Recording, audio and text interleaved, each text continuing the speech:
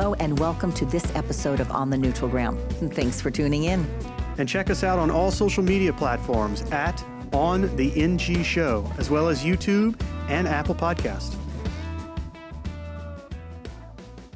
Hello, I'm Jason Wagensback. And I'm Victoria Green. We have a wonderful show today. We are speaking with the husband and wife team, Natalie Kingston, who is the DP of Lost Bayou, that's the film, and her husband, Brian Richard, is the director. This is a Louisiana story, all Louisiana made. Really great podcast. Can't wait for you all to hear. You're going to love it. Enjoy the show. So thanks for being on the show today, guys. Yeah, thanks for having us. We're here with Natalie and Brian, of course. They're from Louisiana, born and raised. Before we get into your film Lost Bayou and your careers, tell us a little bit about yourselves. And Natalie, let's start with you. Okay. So I'm originally from New Iberia, Louisiana, was born and raised there. Live in New Orleans now. So I guess where to start? Well, how did you get in the business? Okay, how did I get into the business? So I guess from an early age of like 10 or so, I got my hands on my parents' VHS camcorder and started to play with that all the time. Isn't that how we all got in the business, I feel like? Like that's a good, a good starter story. Yeah, so it was a good place to start, you know. But yeah, I was infatuated with the thing and constantly made these little movies in the backyard. And so that idea stuck with me of, you know, that you could create images and tell stories with them. And so, you know, I didn't know specifically what a cinematographer was at the time. I just knew I wanted to, I guess, be a filmmaker. And so went to college at UL Lafayette. There wasn't a film program at the time. So I majored in mass communications, which was, you know, more like broadcasting kind of overview of a lot of different things in media. And then after that, I got a job at a local TV station in Opelousas, Louisiana, and where I shot and directed and edited and produced this pretty much one-woman band, this TV show. It was kind of documentary style. Just we interviewed just interesting people in the Acadiana area and did behind the scenes of different places and stuff.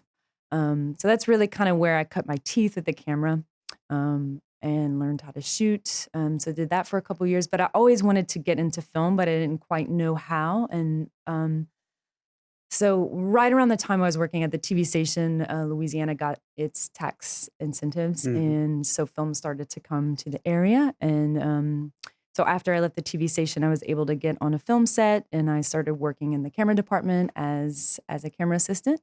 And that's kind of really where I learned what a DP was and what they were responsible for. And I'm like, oh, I could see myself doing this. So worked in the camera department for a while and got some experience and then started shooting on my own and shooting shorts on the side and eventually kind of left being in AC and started to pursue cinematography. And here I am. And we've worked together on a couple of films. Yeah. And it's a joy working with Natalie and Brian as well. Brian, how did you get into the industry? Well, You've been around a while. I've been around a little while. But I also got a kind of late start with it as well too. I didn't even think about a career in film or anything until probably like my mid-20s. So I kind of graduated high school, took like broadcasting and stuff, things like that, and But you're from here. You're from Louisiana? Yeah, I'm originally from Breaux Bridge. Okay, cool. Yeah. So I'm Acadiana area. Me and Natalie are both like good Cajun folk here. Cajun filmmakers. Yeah. To Richard. But yeah, so like I kind of tried college a little bit. Wasn't very good at that.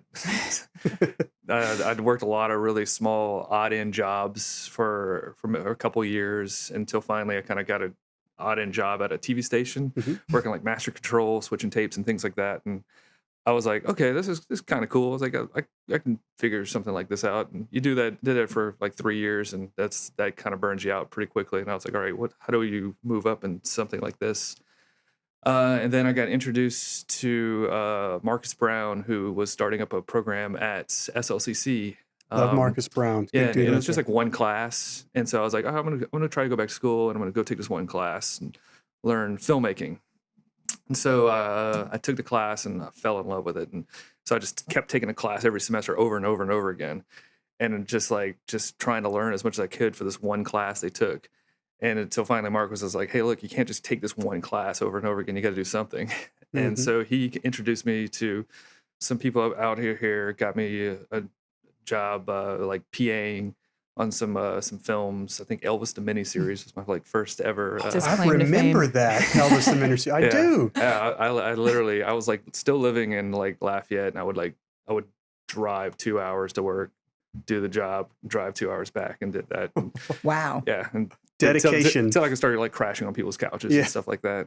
But I did that for a little while, and then PAing work, and that kind of was burning me out a little bit, and I wasn't doing anything kind of creative doing that. So I was like, all right, what am I going to do here?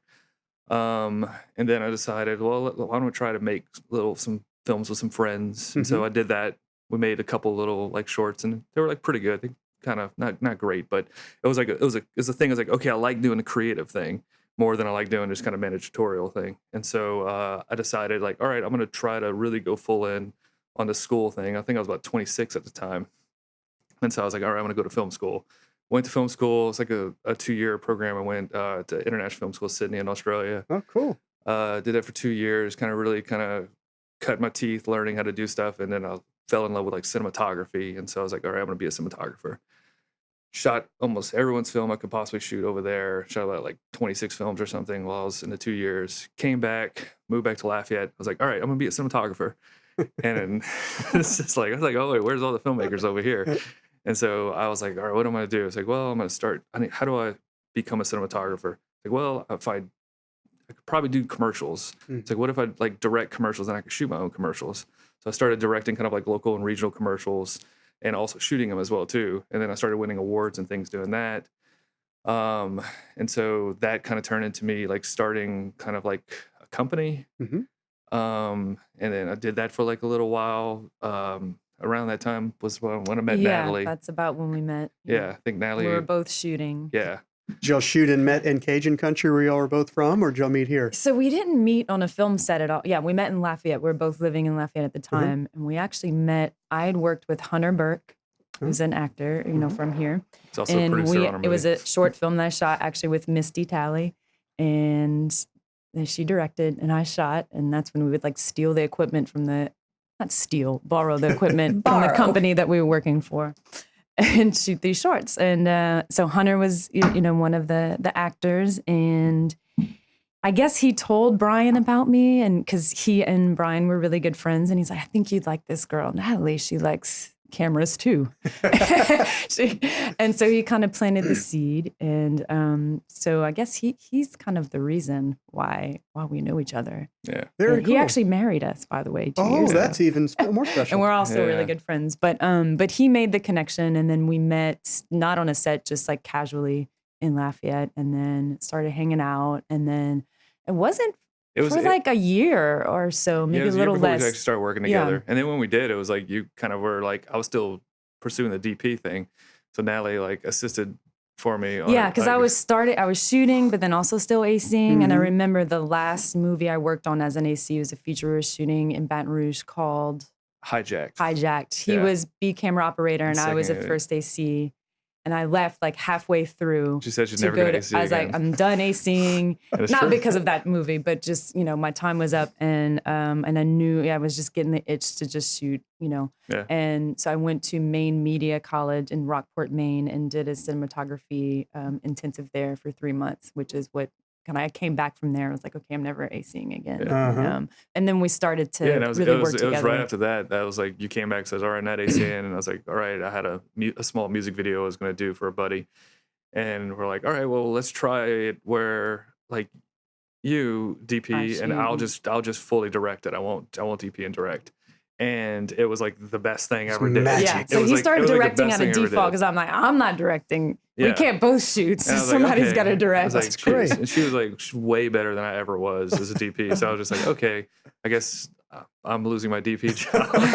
And it's slowly but surely. I still shoot a little bit here and there, but Natalie kind of takes most of the So then it became a team after that. So and we you guys started have been a company collaborating together since then. That's great. Yeah, we started a company called We moved to New Orleans shortly after that. Yeah, but we worked in we stayed in Lafayette for about another year or two and started the company, started doing like, local and regional Mhm. commercials and Music videos and s- short docs and things like that too. yeah, and started to really build up our portfolios and stuff and That's started doing great. shorts on the side. You know, And you and I have a similar path though, so don't discredit the school thing or the fact that you took some time out to then go back to school. I did the exact same thing. Yeah, Went to LSU, took about 2.5 years out, moved to New York, tried to figure out, get my my feet in my ground, came back, went to UNO, went to film school, and I've been here ever since. So it seems to be a path that a lot of us have gone down. And it's funny what you said, Natalie, and the fact that you're right. There was nothing in the, visual medium, if you will, when we were coming up. right. And I absolutely Yeah, not at adored all. movies, but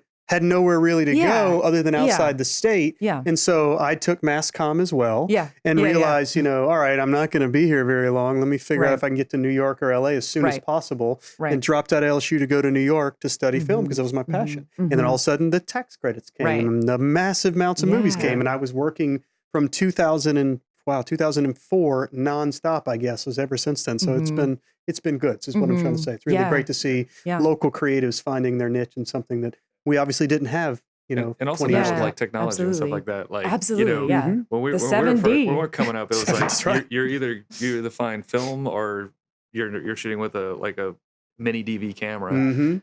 And Exactly. so to try to be a cinematographer shooting on mini DV, it's very challenging. You The didn't DVX have and the the HVX resources. Pro. HVX, yeah. People will talk about the film credits and they say, well, it's just for big budget films, but it really isn't because it brought resources here. Oh, totally. And they Yeah. created resource. I got into this in 2011. And for years, I had been wanting to get into the film industry, but I didn't know, just like you, I didn't know how to get started. Right. And in 2011, and when the film industry was really gearing up, or it had been for a while, that was when I got into it. Yeah. And the opportunities were there. And I utilized Novak classes. Yeah. cool. And Which I is a took great every single resource. class Yeah. at Novak that they offered. And that's where I learned That's because awesome. my degree was in speech. Yeah. Well, here today proves a point over and over again. It's like, we're a family. The film industry here is a big family. And if you're passionate about what you do, you're going to find other like-minded individuals who are very passionate as well and willing to help you on projects that you're passionate about, and obviously vice versa. And that's really how we've grown this community very well. Yeah. You all are, I guess, the superstar story where you all decided to obviously get married and you've started a family out of that, that filmic relationship, if you will. And I'm sure there are many, many others that are doing that. So I applaud you all for doing that. So working together as a married couple, let's just briefly, obviously it doesn't sound like there's much competition here. You relinquished the DP role early on to the pro who's on the opposite end of the table. And now you've obviously got a passion for directing. So how's that working out? It's good. It's very different than DPing. It's something I've like kind of learned pretty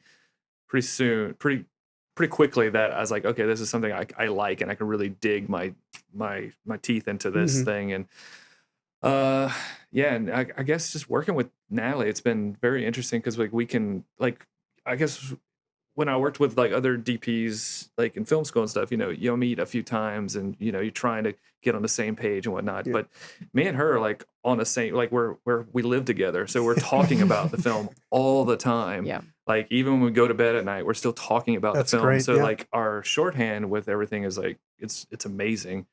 This the feature that we just did, it was just like literally I think we both moved back to Acadiana for like 3 months, and we were just like every single day going look at locations together, talking about the film, talking about shots, talking about everything, like from the moment we wake up to the moment we go to bed. So by the time we get on set and working together, we barely even have to speak to each other because like she knows exactly what's in my mind. I know her taste, she knows my taste, which they're happen to be very similar, and it's very easy. We both try to just throw our egos completely out the window when we work together Yeah. because you kind of have Yeah. to. Yeah.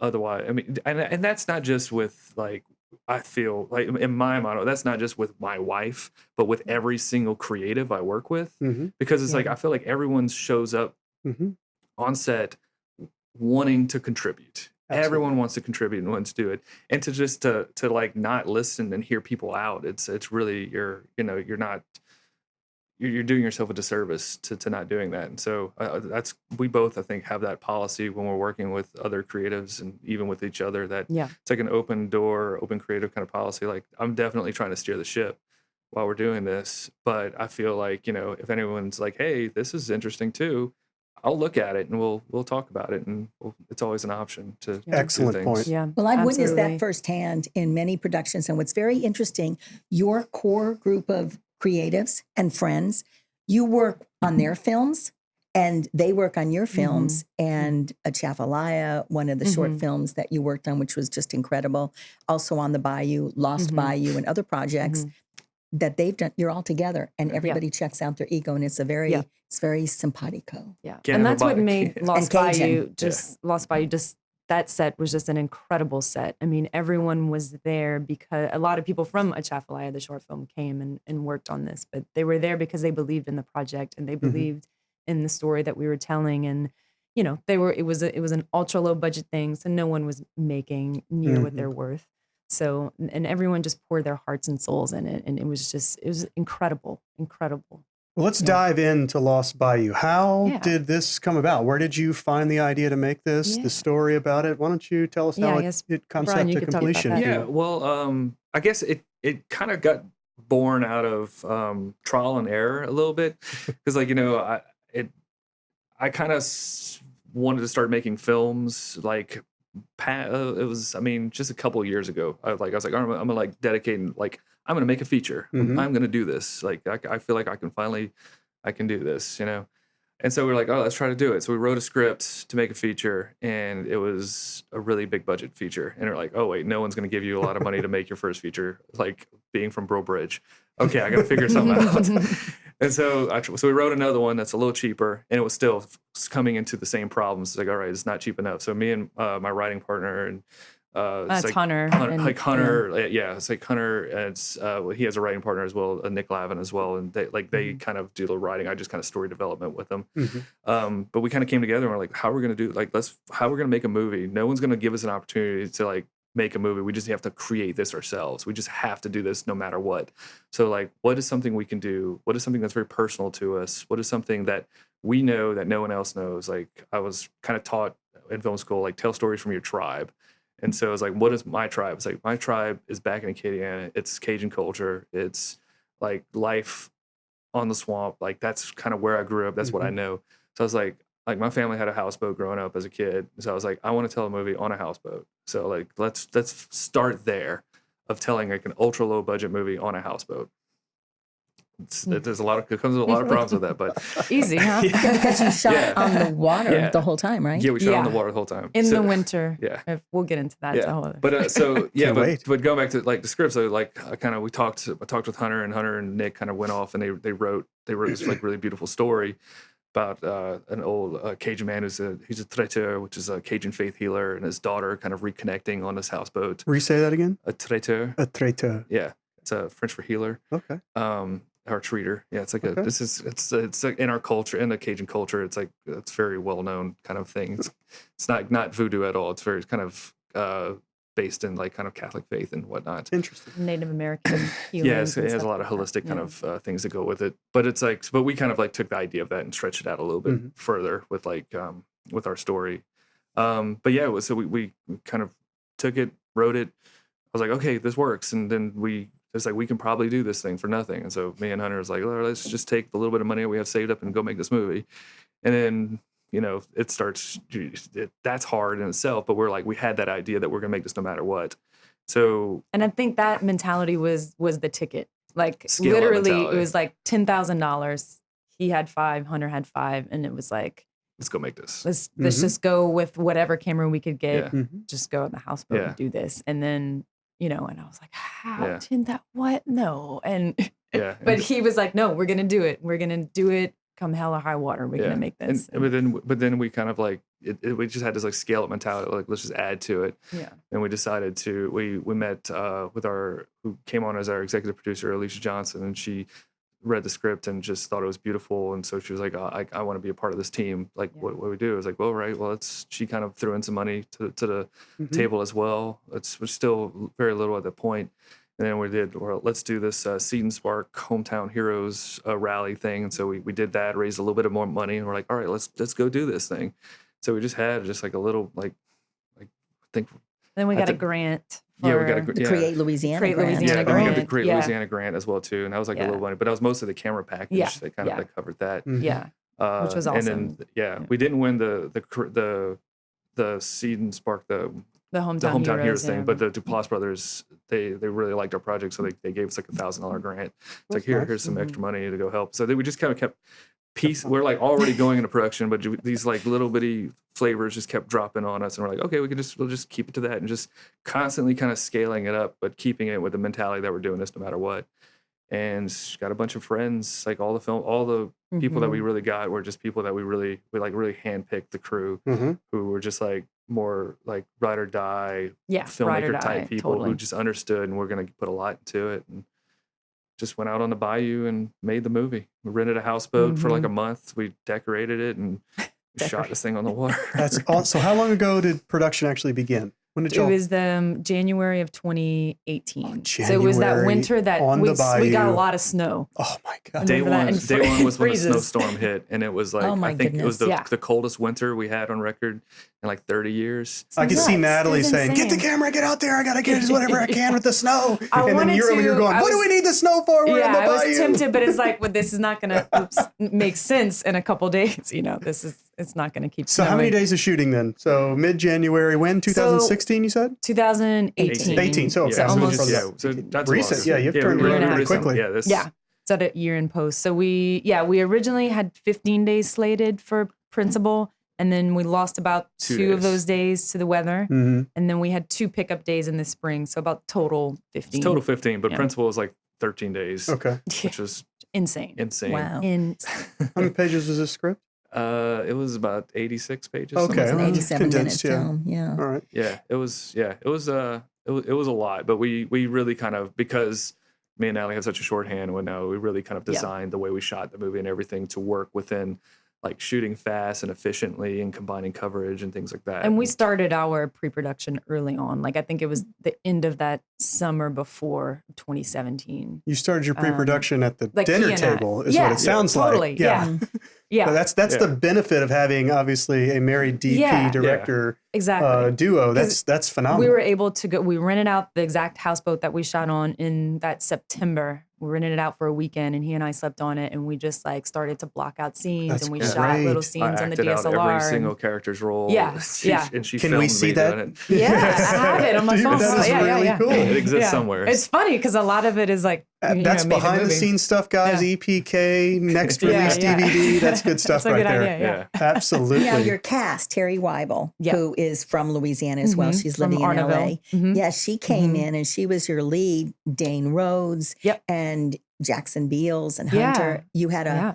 Louisiana Terrence cast. Rosemore as well too. Josh Yes. Sinkowitz. Yeah, Josh Sinkowitz. Well, who's originally Was from that New York, but- deliberate, making it a completely behind the camera? Yeah, in front well, of the I know camera, the Louisiana? lead gal was written more or less for Terry. And then if you want to tell the story about how Dane came on, because that's an interesting well, Terry story. Terry is a Yeah. good friend of mine, and Yeah, she's she's a good she's friend been of in ours. a couple of like little short films that I've done, and even like commercials and stuff that I put her in. So she's like, She's Yeah. stunning and Yeah. just she She's was so talented. talented. Yeah. Oh my! Wait till you see her. And where'd you in say Las she was from Vegas. again? She's from Arnaville, Arnaville. Louisiana. So Yeah. from Acadiana as well. Oh wow. Yeah. Yeah. Okay. So Yeah. she was like in mine always, like when writing the film.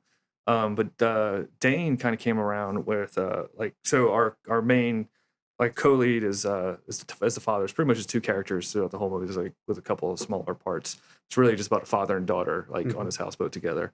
And so the father figure was like this Cajun man that we're doing, and that's what, like, for someone like myself and most Cajun people that I know back in Acadiana, that's a role that you got to be careful with, because you got to get that right, because it's like that we've seen that done so many wrong times. And so we were searching for like 6 months for this character. I mean, we auditioned a ton of actors. I even opened it up to like just like regular people, just like getting in audition stuff. And there was we were like seeing like lots of different tapes and meeting different people, and spoke to a lot, and just everyone was just like they were like close but not quite there.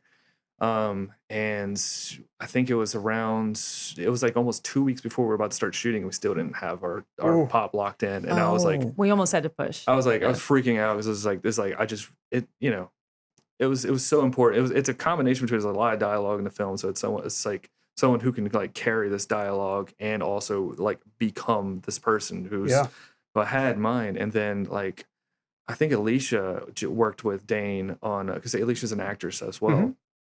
She worked with him on a movie, and she said, Mhm. "Hey, I just worked with this great guy, Dane." He's like, you should talk to him to see if he would do it. It's like, so they sent me his reel, and his reel is like really great. Yeah. Dane's in everything. He's a fantastic actor. And so I think we just hit him up and said, send him some sides. Say, hey, can you just record this real quick and send it to us? Send it back to me, and I remember watching it the first time, and it was like the first time I just like started crying. I was just like, it was so good. It was so, he just like nailed the warmth, but the sternness and just everything. And even as his accent was just like, it was like a different accent that you hear from, but he sounded just like one of my dad's good friends named T. Russ, who's just like, he's just got the Cajun accent you can ever hear, which almost sounds like Eastern European. Is so thick. But Dane kind of hit like in that ballpark, and I was like, he's it. This is it.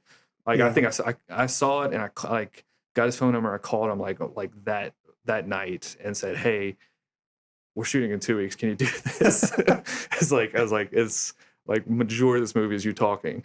I was like, can you do it? And he's like, I want to do this. We hit it off on the phone, and he just said he just went right into just learning the lines, and he came in and he knocked it out the park. I love Dane Rhodes as an actor. He is He's unbelievable, phenomenal. and he's a great guy phenomenal. too. So I'm so glad to hear that you all connected with him. Phenomenal performance. It's so important not to settle when it's like, the right person when it's in front of you, and you've got to go with your gut. And and I commend you for it. 2 weeks before, you knew what was in your head and your heart, and you went with it. Yeah, I feel like he really got what we were trying to do too, and he really latched on to the kind of family mentality we had with the crew, the cast and crew, and everything like that. And So speaking of that, how many crew members did you guys have? 30 something. Like 30 something, yeah. And It was so relatively small. I thought it was 10, but now it was like, no, we had it like was 30 not people 10. on set. I was like, okay. And so you're on a houseboat for the majority or for the entirety? The 95% of the time. Yeah, about Holy cow. 90% of the movie is 90%, on his yeah. houseboat. And so I have to ask, obviously, logistical questions, because that's where my brain goes to. Yeah. Which bayou did you choose, and how did you maintain, obviously, filming on a houseboat with uncontrolled waters? I mean, obviously you can control it to I guess. Well, we shot on the in Henderson in the Atchafalaya Basin. Okay. Which is like, that's like the area I knew like really well, and so where it's more kind of like a body of lake. It's pretty calm for the most part. Like, we were able to like on the shots that we were like, for when we're out in the middle of nowhere, we were able to like tow the boat out into like a cove that was like pretty protected from the wind and the waves, so we had pretty calm waters for most of the time. But most of the time we were able to shoot for the interiors. We were able to dock the boat like on the dock itself. Gotcha. Where the houseboats kind of lived. So I was able to put gear and stuff on the dock, and then we had a pontoon boat on the water side, which I could also put gear on as well. So that was pretty easy to control. And it was a very tiny boat too, so we had to be careful on how much crew was on one side, weight distribution. So we had to even that out all the time. But it got really tricky when the boat had to be out in the open, and we saw 360. And all the crews on like pontoon boats and like and other boats, because you can only have like so many people on the boat when it's out there at one time, like legally and safety wise. Yeah. And that was just more or less for exteriors. So we would pick strategic time of days to shoot those. And the good thing about shooting on a houseboat is you could turn it in the direction that you want, according to the light. So we did that a few times. We had one scene that was shot all at magic hour on the front porch of the houseboat, which I think, and it was a very long, very heavy dialogue scene.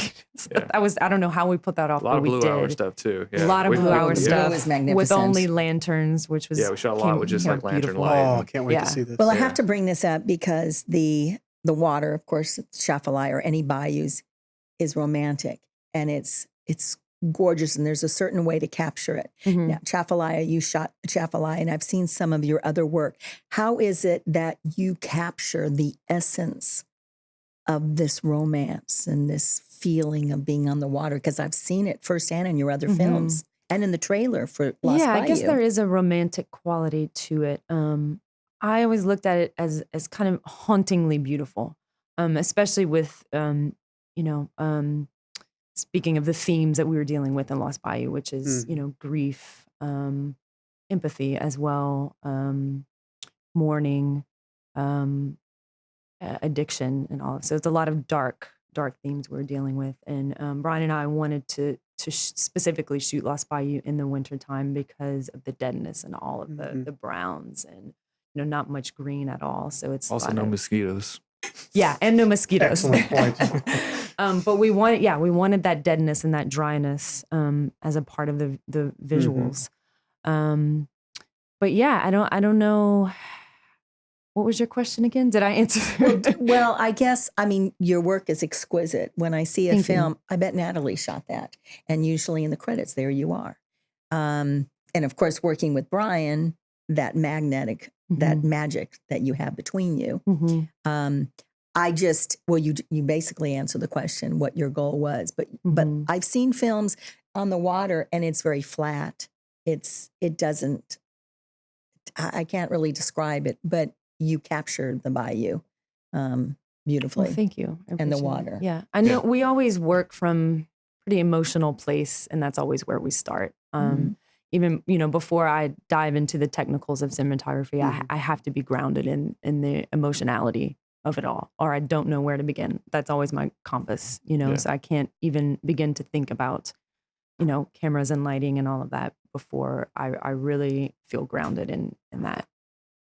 So when you went back it sounded like you said in the spring to reshoot, was that all interiors then? Because obviously it's going to be... It was all exteriors. We did that because in the climax of the movie, like everyone's like in the water. There's like kind of almost like this... Don't give it all away. Yeah. Well, there's Just leave it at that, bro. The actors have to be in the water a lot at the end of the movie, and it was so cold during the winter. I wouldn't want to be in the water in the middle of January. I actually got Yeah. into the water. Yeah. I was like, okay, we're getting close to shooting this scene, and everyone was worried that it was gonna be too cold, and so I was like, all right, I'm gonna go get in the water, see if I can be in the water for like a minute or two. We should be good. I took off my clothes, went get in the water. I think I was in there for like 15 seconds before I started just like, nope, we're not doing this. It's coming back in the spring. So we went back in the spring and did it. And we're trying to time it like perfectly, but it was starting to get a green again. But in the grade and everything, we were able to really kind of pull out a lot of the greenness kind of coming back within there and kind of make it match a good bit. And luckily, I think when we shot it, it was overcast. Yeah, and which kind of, and I think with the combination of the color and the overcastness, it kind of gave it this kind of deadly winter feel to it. So we got really lucky in it really matching all up. Yeah, nice. Yeah. So what in this project or any other project, what has been your biggest challenge or one of your biggest challenges? In this project? In this project or any No project? time, no money. Shooting on the water. It's the hardest with no money. Yeah. It's so hard. It's so hard. Yeah, I'm just like, thank God for his dad. So his dad, lives in Breaux Bridge. And like you mentioned, we lived at his parents' house for 3 months. And his mom and dad, all of our parents really, but his mom and dad were really, especially his dad, were a huge part of the film.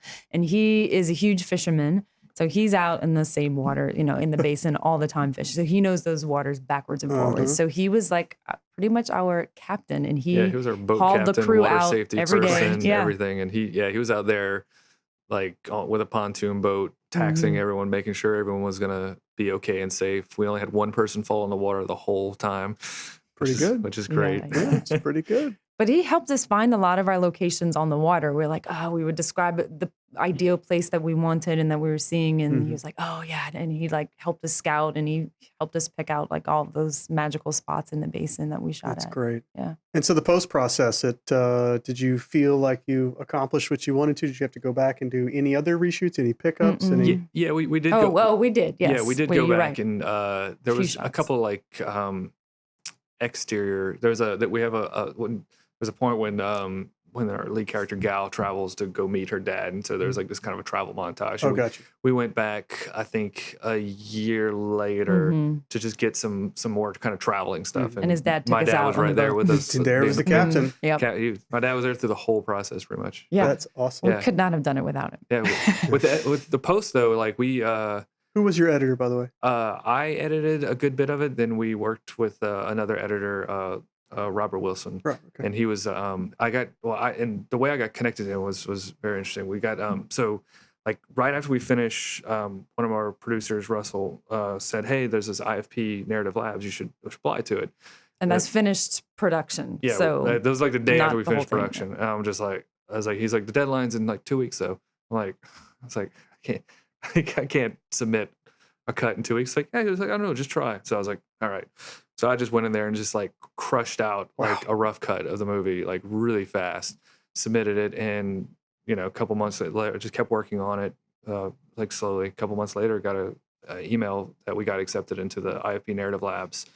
And so we, when we went into that, they kind of helped us through like hooking us up with like editing mentor and meeting a lot of other like people, other filmmakers who are like in the same boat as us, first time filmmakers making low budget films and just trying to figure it out. And they really helped mentor us through that. And through that process, I was introduced. My editing mentor introduced me to Rob, and he was one of his assistants, I think, on it. And Rob's been like doing a lot of really great stuff on his own, right? And so once me and him met, we hit it off like right away, and That's great. he knew exactly what we were kind of going for. So like I was pretty much editing the film for probably 6 months or so, like that, just kind of tinkering with it. I came from like editing background as well, so I was like, I really like editing is my thing, and it took a lot for me to want to like actually give it up. But I feel like I worked on it so much until a place, and I was like, and it was good. It was really good where it was. It's like we could have just like said that's it. Yeah. But did you start as an actor? No. All right, because I'll say we have way too much similarity here. Because the only thing I did was start as an actor, but editing was my thing when I came home, At SLCC, and then gave it up. That's all I did at SLCC. I loved editing, and I thought I was going to be an editor for the longest time. But I could never kind of get into that. Luckily, I mean, it's fine. There's other people better than me. Exactly. It's so time consuming. I have given up on it, and now I just love to give my little notes here and there. But it's good to have that background. Gosh, is it ever? Because I have an Especially as a editing background as well. director. Oh God, absolutely, as a director. It's really hard working with a director who doesn't understand editing. Yeah. It's such a struggle. It does as a help, DP. like having like a cinematography and editing background. Like, it just I feel like I know a lot of what we need exactly, and I've also I've done a lot of different things on film sets too. I mean, I've gaffed for Natalie, I've dolly gripped, I've worked sound, I think I've worked everything except like art department. So it's like So it gives you a very diversified background. Yeah. Right? So who was your colorist? Alan Gordon. Alan Gordon. Yeah, he's from New Orleans. He's a NOCA grad. He Lives in New York now. He lives in New York now. He's been in New York for a while. His company's called Postpro Gumbo. And love that name. That's got a great. Yeah, he's a really talented. He's really talented guy. And colorist. he's worked on a lot of our films. He colored a Chafalaya, and so he colored a couple of other. A lot of shorts I've shot and music videos and stuff. Yeah, and so when it came time to doing it, we wanted to work with people that we've worked with in the past before. So he came on and did an outstanding job for us. Yeah. And the Bayou Ramblers did your score. Yeah, Lost Bayou Ramblers. Lost score. Bayou Ramblers. Yeah, Lost Bayou Ramblers. Yeah, which is like, it was funny because going to them like before when we knew the title of the name, it was going to be like Lost Bayou, and Lost Bayou Ramblers are way more popular than our movie, and so we know Louis and Andre, and so I was like, we went to them and said, hey, we're making a movie. It's called Lost Bayou. We're not any affiliated. Are y'all cool with that? Like, yeah. It's like, oh yeah, y'all can use the name. Y'all can use the name. Then they're just joking and just let us know when y'all gonna do that soundtrack. And we're like, okay, cool. Yeah, we'll keep that in the back of mind. And then we started kind of going and getting, and IFP really kind of like taught us to like shoot for stars, like whatever you want to do. Like if you feel like this is what you want, go do it. And as we're kind of getting through it, getting close to doing a score, I was just like, we're like, well, who are we gonna do to work with? And I was like, it'd be really cool if we worked with the Lost Bayou Ramblers. Let's just go talk to them, because they just recently they did a lot of work on Beast of Southern Wild. with yeah, and then they also did this other documentary, rodents of unusual size, and I heard Yes. that, and it was so interesting. It's so just really wild and different, and I was like, it wasn't at all kind of what I had in mind for the score of the movie. And they also did Lizzie's film, who we had on the podcast. Oh yeah, they did. They were working on that film simultaneously Yeah. as we're Oh, coming wow. out of this. Yeah. And it was funny. They like scored their documentary like right after they scored our film, so it was like Yeah. right next to each other. But yeah, we just kind of we hit them up and talked to them, see if they're interested. We met, me and producer Kenny went out to Lafayette and sat down, had a couple beers with them.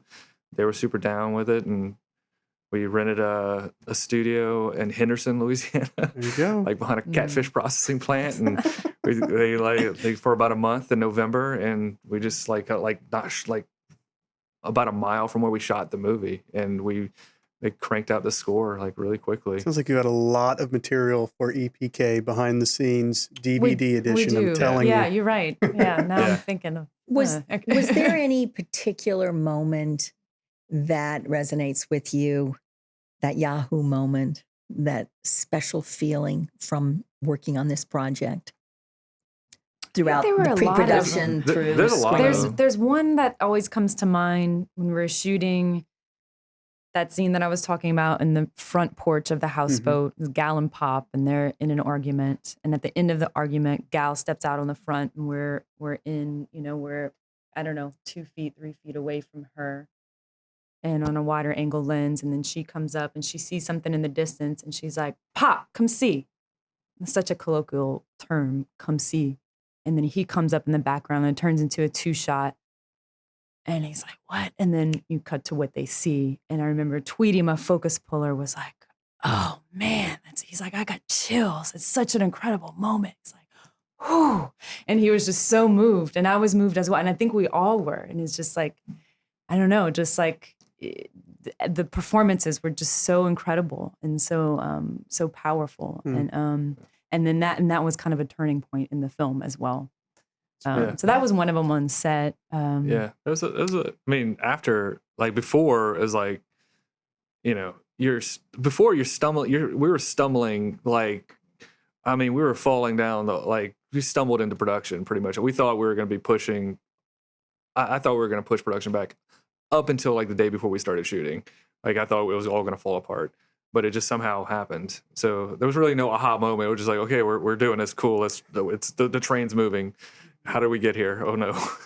But afterwards, like when we got accepted into the IFP narrative labs, that was just like, I mean, I didn't think that was anything that I would ever be a part of. And then also getting a call from Tribeca. Yeah.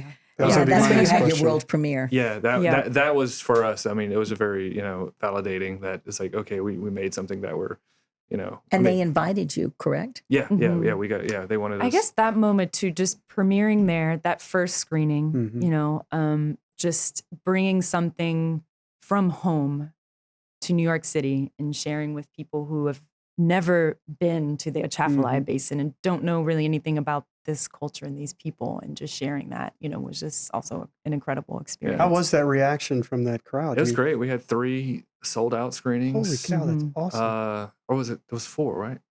It was 4. It was 4 screenings. Yeah, they added the fourth one was Yeah. towards the end. It was they put in a bigger theater. I actually had to leave. I couldn't stay for the last one.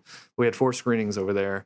The 3 that I went to were all sold out and were really great. I mean, our film's like, it's a dark kind of moody film, but it has a very uplifting, positive message. It's kind of like, it kind of reaches for the tears a little bit towards the end.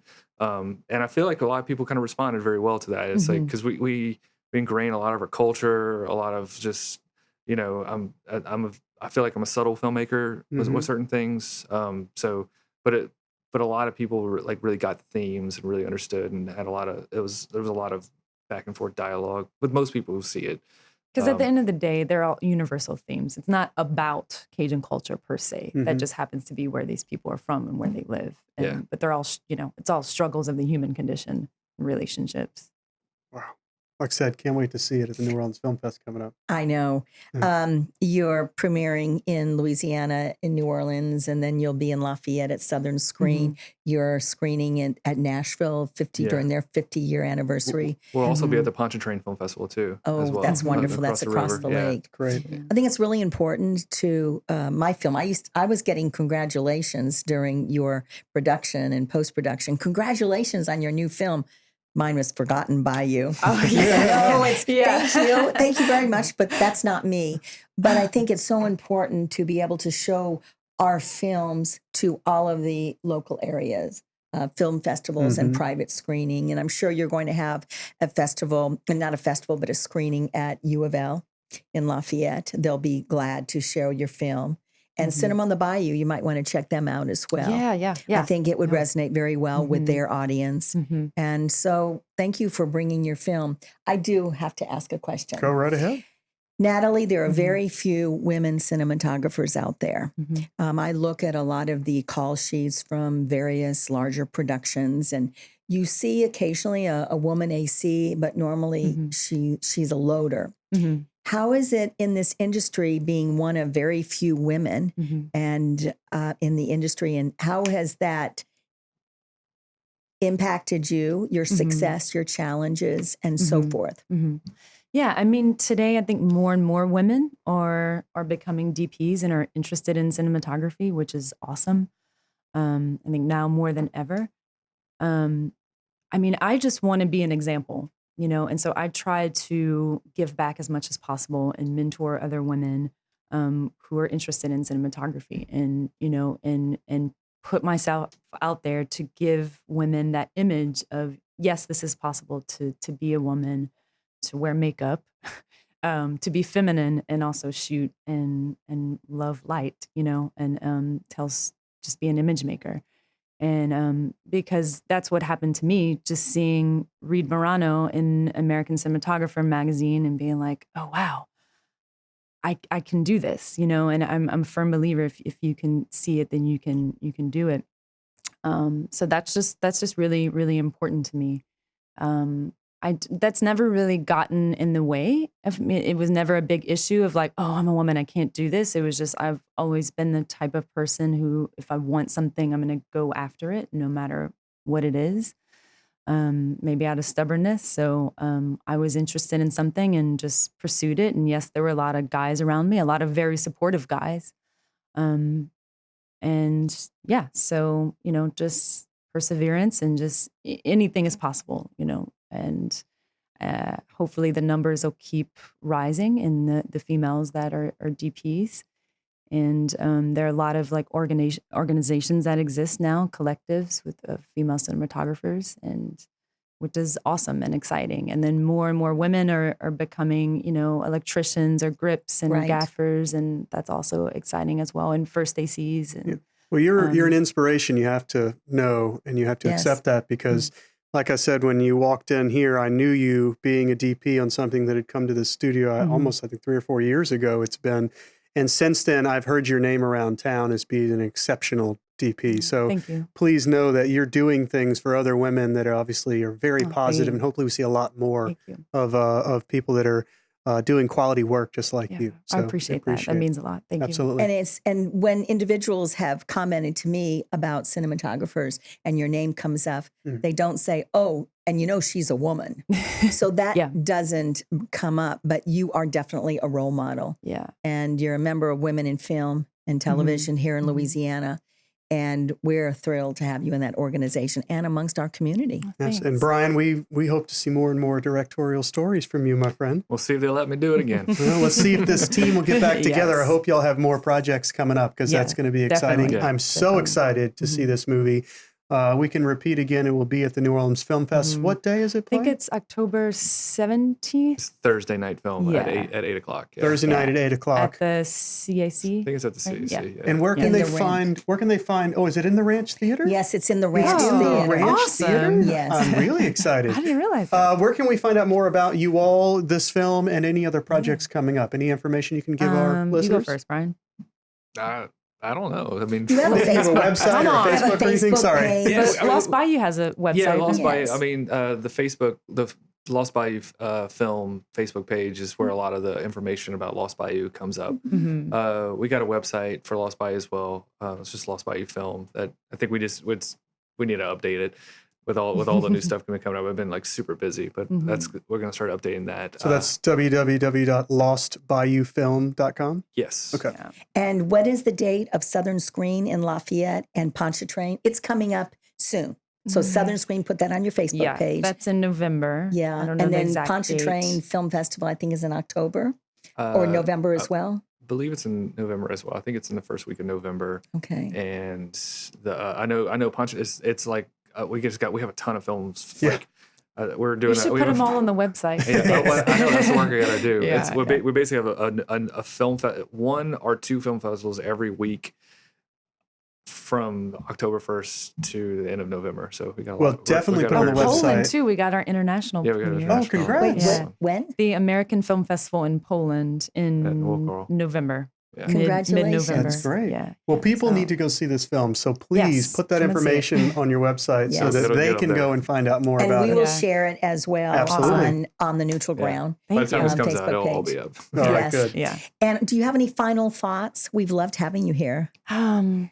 Yeah, I mean, Louisiana filmmakers are awesome, and I'm proud to be one. Yep. And yeah, thanks for having us. This has been Absolutely. great. Yeah, thanks for putting something like this on and really kind of like having all these other local filmmakers on. I feel like it's a tight knit film community over here, and it's really good for people to get recognition for all the work they've been doing. Yeah, Our goal is to absolutely. grow the industry in Louisiana. Cool. And so that's why Yeah. we're doing this. Yep. Let's keep it going. Again, thanks for being here. Can't wait to see the film. Yeah. And remember what Natalie said, if you see it, if you visualize it, you can do it. So Yes. just go for your dreams, follow your heart. It might be hard work, but just do it. Absolutely.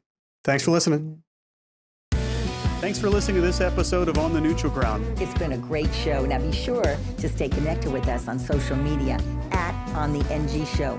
We'd love to hear what you have to say. And special thanks to our audio engineer, Tijan Dabaziz, and videographer and editor, Andre LaFleur. Thank you for listening. We'll see you next time.